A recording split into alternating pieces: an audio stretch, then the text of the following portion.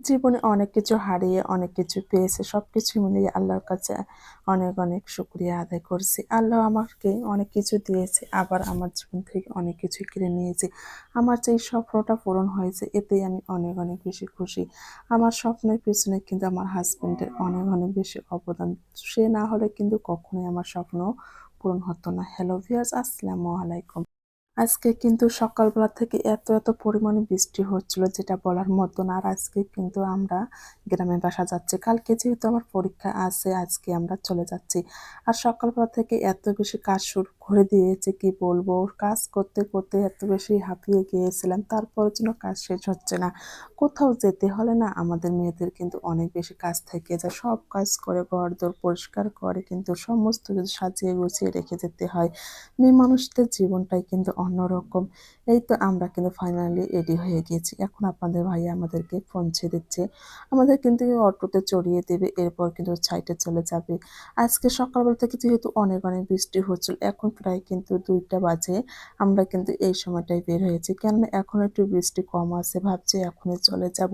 তা না হলে আবার যদি বৃষ্টি শুরু হয় তাহলে তো আমাদের অনেকটা লেট হয়ে যাবে। এই তো আমরা কিন্তু এখানে দাঁড়িয়ে আছি। অটোতে উঠেই কিন্তু বাস স্ট্যান্ডে চলে যাব। আর এত বেশি ব্যাগ নিতে হয় যে কি বলবো, অনেক, অনেক কিছু নিয়ে যেতে হচ্ছে যেহেতু।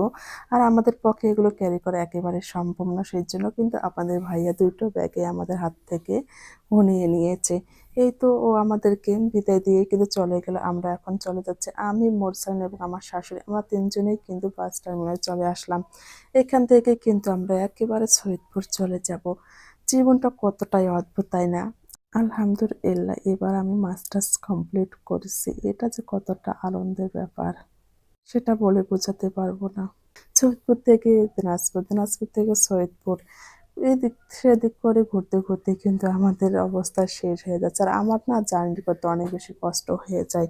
এই তো আমরা কিন্তু টিকিট কেটেই গাড়িতে চড়ে পড়েছি। আর আজকে আমরাই মনে হচ্ছে ১ম ফার্স্ট যাত্রী।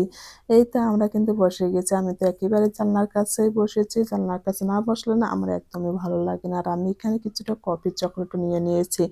চকোলেট খেতে পুরো রাস্তা শেষ করে দেব। আমার তো একটা প্রবলেম হচ্ছে, কেননা গাড়িতে যখনই উঠি তখনই আমার মাথা ঘোরা শুরু হয়ে যায়। কেন জানি না এই প্রবলেমটা আমার।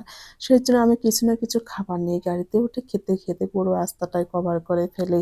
জানি না কার এরকম হয়, কিন্তু আমার এরকম সমস্যা। মোরসানের কিন্তু কখনো এই সমস্যাটা হয়নি।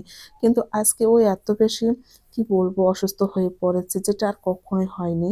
আমরা তো অনেকদিন ধরেই যাতায়াত করেছি এভাবে, কিন্তু মোরসালানের কোনো প্রকার কোনো সমস্যাই দেখা দেয়নি। আজকে ওর পেটটা নাকি অনেক ব্যথা করছিল। ও কিন্তু গাড়িতে ওঠার পর থেকে আমাকে বলছে, "আম্মু আমাকে খুব খারাপ লাগছিল।"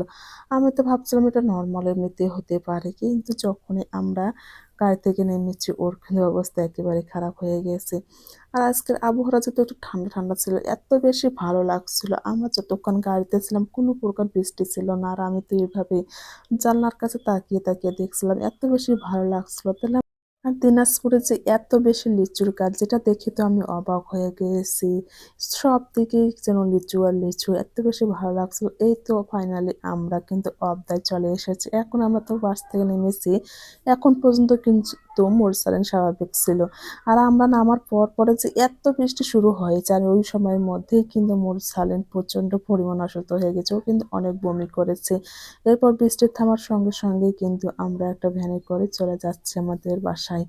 এই তো আমাদের সেই বাসা চলে এসেছি। নিজেদের বাসা মানে কিন্তু অন্যরকম একটা, তাই না? সবাই ভালো থাকবেন, সুস্থ থাকবেন। আমাদের জন্য দোয়া করবেন। আল্লাহ হাফেজ।